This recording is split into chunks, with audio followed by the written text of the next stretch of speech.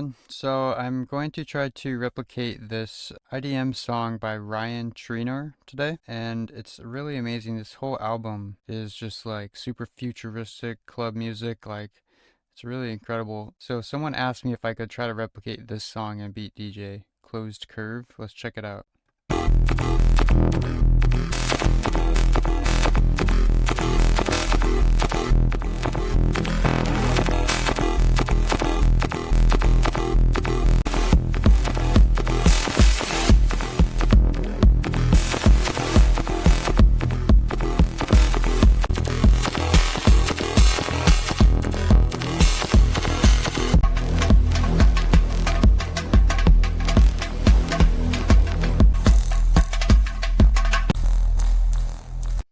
And so I actually already did it, but my microphone quality was so bad because I got this new webcam and like it sounded like I was inside of a pipe and it was just so terrible. So I set up my nice condenser microphone here. I'll let you see it. Hello. And I was trying to avoid having to use it because it's kind of a pain to set up because I live in my van, but it actually wasn't that bad. So here I am, and it sounds great, I think. Okay, so here's the song that I have, and I'll just show you how I made it. Let's see. Let me mute the lead drum.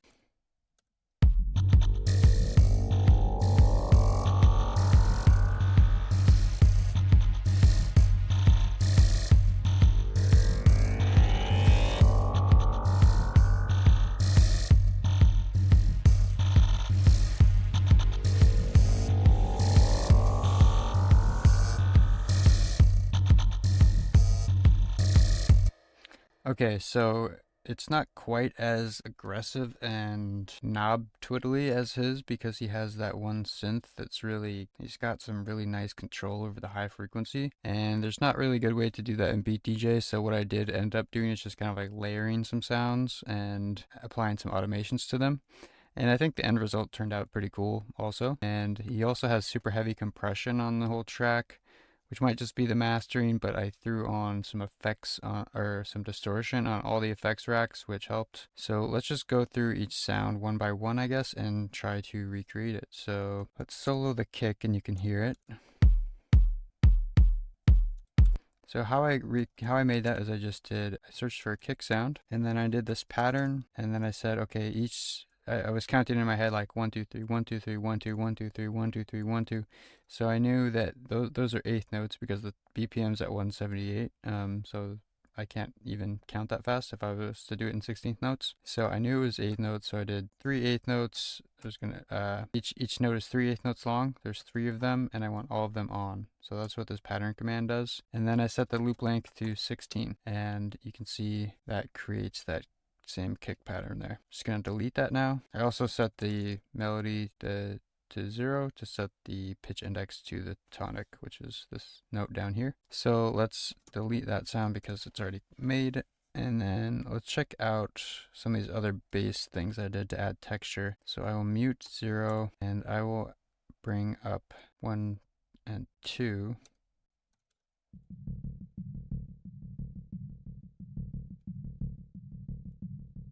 And so those are just kind of adding texture to the bass to actually kind of make it feel like it's evolving more. So let's unmute 3 also. That's a dissonant bass. I did the pattern the same way as the kick, but then I shifted the index 4, so I just shifted it over. The sine waves I just generated them like this, with the G command. So if I turn my optional arguments, turn the optional arguments on, so you can see all the steps. If I run G and then sine wave and then 0, -1 for the octave. So I'll just do this step by step, sorry. So enter sine wave. I want to do pitch index 0. I'm going to do 1 octave down, and my length I'll just do like 32. Set the index to 0, and then I just did the same sort of pattern command. So if I search, I can actually search for the keyword pattern and see all the ones that I've applied, and this is the one I want. It's the same thing. I'll just do a volume envelope to give it that pointiness, to give it that decay. Set the loop length to 16, and there you go. That's my bass here. And then this one is just an octave up and shifted over by 4. So it's kind of this rolling sine wave effect. So let's hear that. So 4 and 5, I'll solo.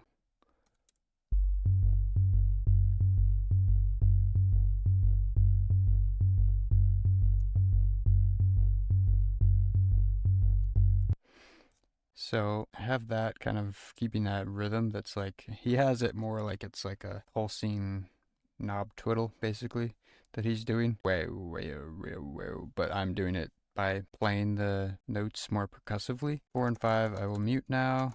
And let's check out these other sounds are just kind of like texture pad with most of the low end cut out. This number 6 has some low end on it, and I actually created these by using a generator. So I just 6 and 7. Well, let's check out 6 and 7 first because those are generator sounds.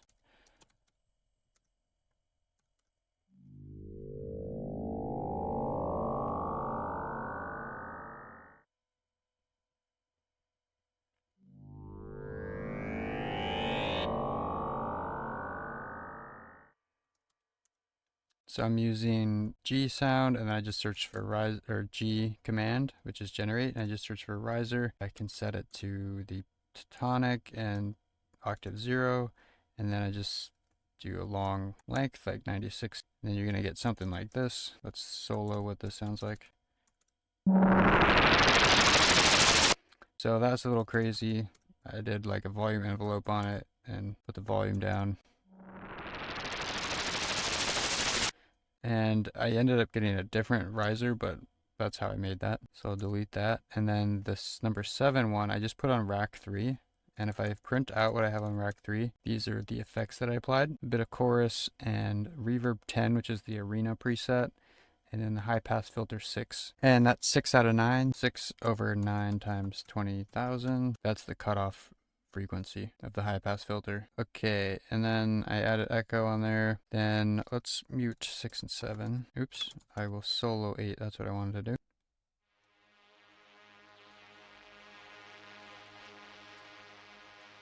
So to create that sound, I just did precision splitter, and then the length of chops I want is 9, which is like the maximum length of chops you can get. It's not an exact number, it's like a fuzzy number that tells the algorithm that you want longer chops. If you want shorter chops, you could use 0, and you can do any number in between. So 0 is going to give you the shortest chops, 9 will give you the longest.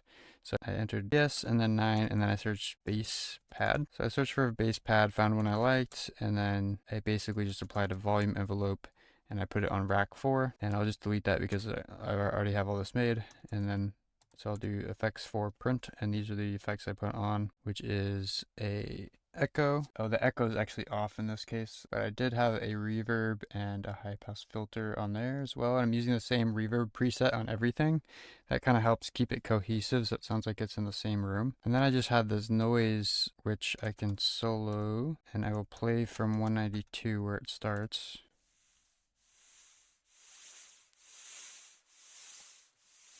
So that's kind of like just a white noise that I made with a generator command, and then I applied a volume envelope on it like that to create that volume up effect. But actually it was more like 3, 6, 9, 6. So it gets louder each time it waves. And then I added that on effects rack 2, and if I print what's there, you can see there's flanger, reverb, high pass filter, distortion. Okay, so we're getting to 10 and 11, which I can solo.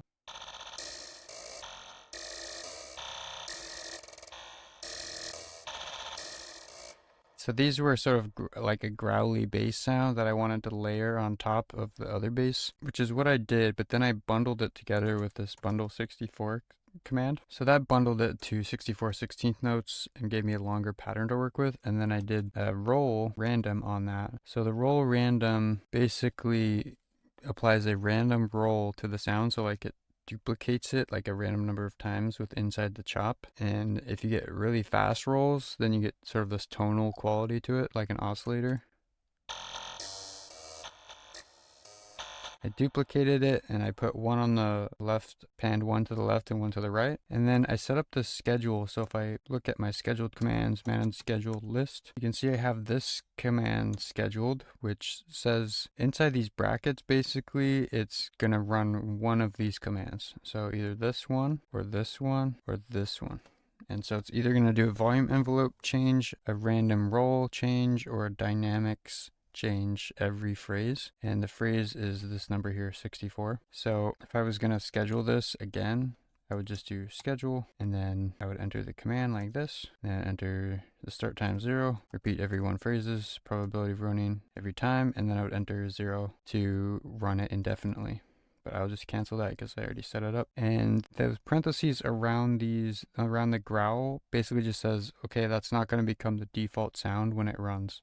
So you can see the cyan number is our default sound we're working on. And we don't want the scheduled command to interfere with whatever we're working on. So we wrap it in these parentheses so it doesn't do that. You can see I did a similar thing for this scheduled command, but it's just changing this lead drum. And I actually haven't shown the lead drum yet, but that is this part of the song at the end where you can start to hear this sort of chaotic percussion.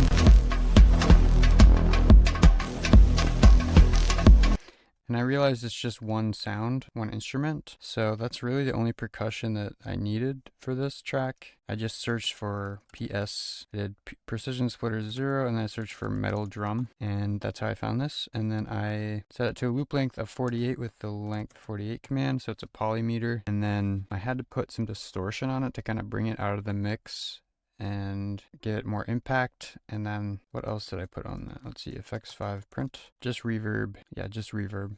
That echo is not on, the high pass filter is not on. So I will unmute everything, or we can hear the drum soloed first.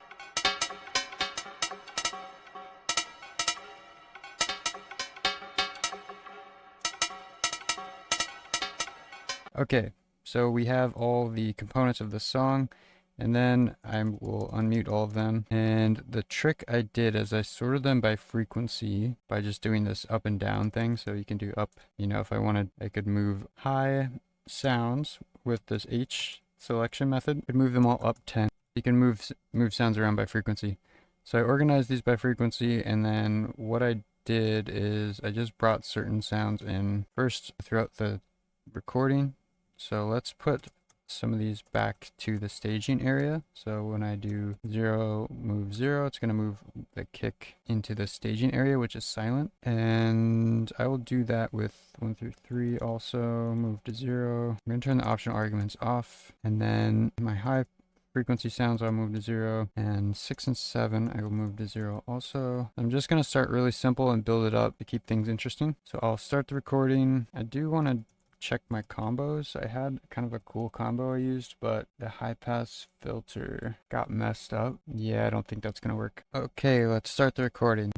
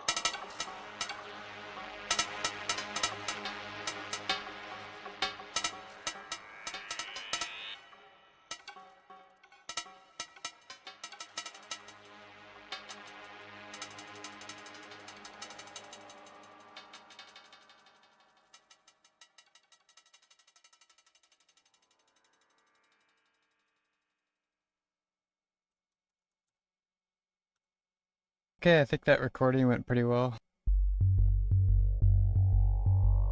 It's a bit more subtle. Maybe the compression will help when I master it to give it a bit more energy, but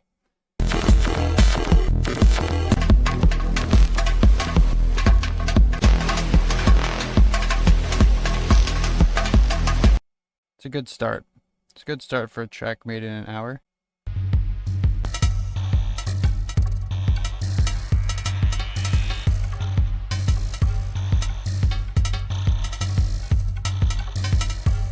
Alright everyone, thanks for watching. I hope you enjoyed this. Let me know whatever questions you have or like what songs or artists I should try to replicate in the future or genres. Cheers.